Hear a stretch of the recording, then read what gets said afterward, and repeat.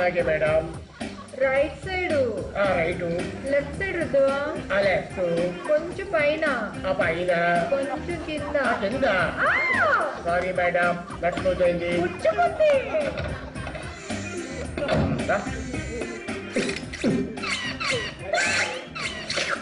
Boss, madam తీపి రుచి రుచి అలసిపోయాను. ఒక గ్లాస్ హాలిస్ పట్టుకొని రండి. ఏంటి నువ్వు నా పని చెప్తున్నావు ఏంటి? అదేంటి బాస్, మీ ఆవిడకి మీరు చేసిన పనులు నేను చేస్తాను కదా. ఏంటి బాస్, మేడం ఒళ్ళు స్పాంజ్ లా ఉంది. అంటే టచ్ చేసావు నువ్వు? మొత్తం టచ్ చేసా.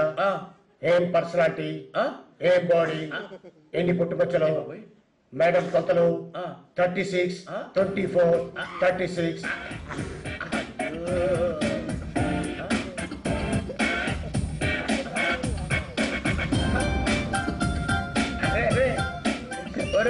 దండ పెడతాను ఆపేరా బాబు.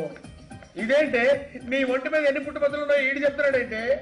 పెళ్ళి ఇన్ని సంవత్సరాలైంది, ఏ రోజైనా నా ఒంటి మీద పుట్టుమచ్చలు ఎక్కడెక్కడ ఉన్నాయో చెప్పారా? నా ఒంటి మీద ఎన్ని పుట్టుమచ్చలు ఉన్నాయో నాకే తెలీదు, నీకేం చెప్తాను నేను. బాస్ ఏంటి? రండి. ఎక్కడికి? బాత్రూమ్ లోకి. ఎందుకు? మీ బాడీ మీద ఎన్ని పుట్టుమచ్చలు లెక్క పెడతాను.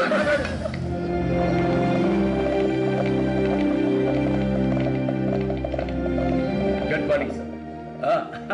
హలో జితేంద్ర గారు, ఎలా ఉన్నారు? కూర్చోండి. Thank you. Waiting for you. మా పేర్లు బాగా గుర్తుపెట్టుకున్నారే. ఏముందండి, సీన్ పేపర్లు చదివి చదివి డైలాగ్లు ఎలా గుర్తుండిపోతాయో పేర్లు కూడా అంతే, ఒకసారి చెప్తే గుర్తుండిపోతాయి. బై ద బై, క్యారెక్టర్ చెప్పారు వదిలేశారు. యాక్చువల్గా ఇవాళ స్టోరీ చెప్దామని వచ్చామండి. చెప్పండి. మేజర్ జయసింహ. 1 minute.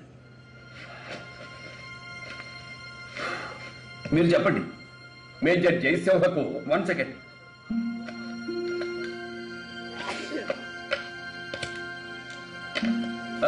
సారీ, మీరు కానివ్వండి.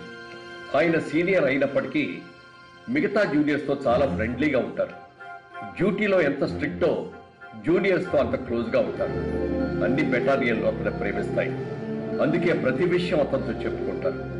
అందరూ అతన్ని ప్రేమిస్తారు. సార్ ఏంటి సార్? ఏమిటి రామకృష్ణ? సార్ రేపు ఉదయం ఊరేళ్తాను సార్. Any problem? చెల్లెలు మ్యారేజ్ ఉంది సార్. ఎప్పుడు? 16వ తారీఖు ఉదయం సార్.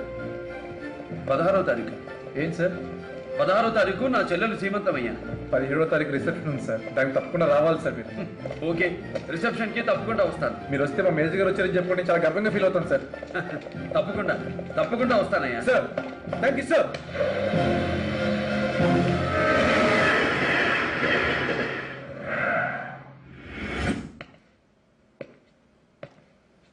సార్ సార్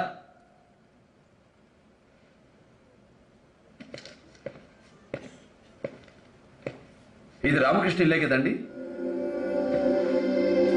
కోటయ్య గారు మీరేగా? నేను మేజర్ జయసింహ, రామకృష్ణ నా జూనియర్. సారీ, అదే ముహూర్తానికి మా ఇంట్లో కూడా శుభకార్యం ఉండి రాలేకపోయాను. రామకృష్ణ ఎక్కడా? బయటికి వెళ్ళాడా?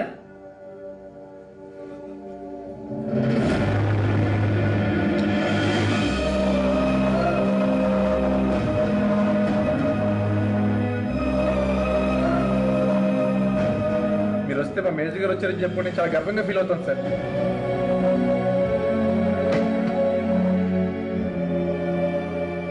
ఏమైంది సార్? Heart attack.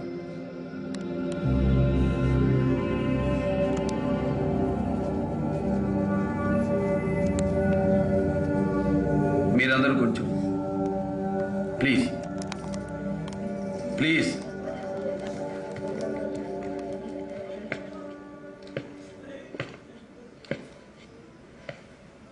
ఇప్పుడు చెప్పండి, ఏమైంది? హార్ట్ అటాక్, గుండెపోటు. నో నో సార్, వాడిది మామూలు గుండె కాదు, మిలిటరీ గుండె. వాడి గుండెకు బుల్లెట్ తగిలితే అది వెనక్కి వెళ్ళిపోవాలి. వాడి గుండెకు తగలదు, వాడి గుండె పగలదు. నిజం చెప్పండి. నిజమే చెప్తున్నాను, గుండె అయిపోయింది, చచ్చిపోయాడు. లేదు, మీ కళ్ళు భయపడుతున్నాయి. మీ పెదాలు వణుకుతున్నాయి. మీరు అబద్ధం చెప్తున్నారు. నిజం చెప్పండి. బాబు, వాడు పోయి మేము ఉండి చస్తున్నాం.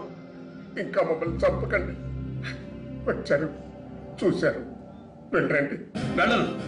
వాడు కేవలం మీ కొడుకు మాత్రమే కాదు, కోట్లాది భారతీయుల్ని కాపాడవలసిన వీర జవాన్. పచ్చని తోరణాలు పచ్చగానే ఉన్నాయి. ఇంట్లో ఏదో చిచ్చు రేగింది. అదేమిటో నాకు తెలియాలి. నేను చెప్పను. చెప్పే వరకు కథలు. మీరు వెళ్తారా లేదా? వెళ్ళండి బాబు, వెళ్ళకపోతే మిమ్మల్ని కూడా చంపేస్తారు. అమ్మా, నేను చెప్తాను రా. ఏ చెప్తే చంపేస్తావా? చెప్పు. రామకృష్ణ చెల్లెలు పెళ్లి గుడిలో పెట్టుకున్నాం. వాడెవడో రక్షణ శాఖ మాజీ మంత్రి కొడుకంట. భద్రాచలం మీదుగా జార్ఖండ్ వెళుతూ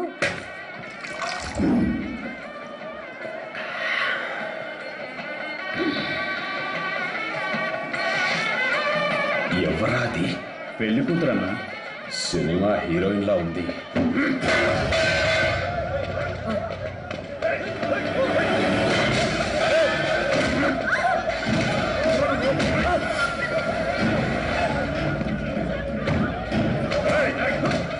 నా పెళ్లి కొడుకువే, రేపు పొద్దున పెట్టుకో పెళ్లి. అన్న దీని మీద మనసు పడ్డాడు. రేపు పొద్దున పంపిస్తాడులే. అన్న మనసు పడితే టాలీవుడ్ బాలీవుడే కాదు, ఏ హీరోయిన్ అయినా రావాల్సిందే.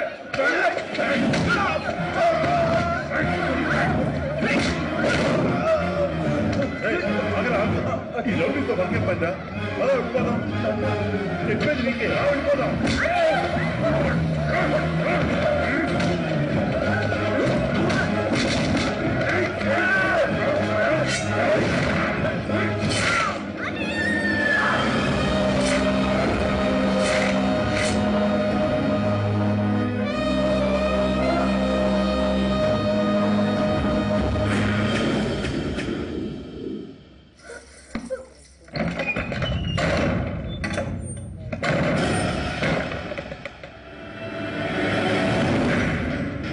దీన్ని తీసుకెళ్లి శోభన జరిపించండి. వెళ్ళు.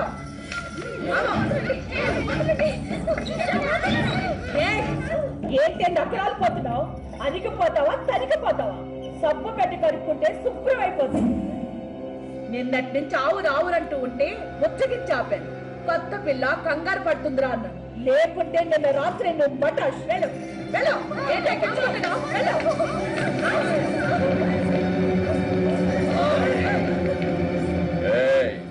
ఎక్కడికి పోతావు?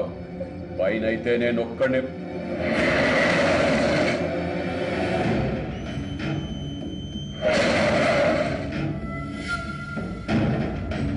బోలో, ఒకటా, 10, 100?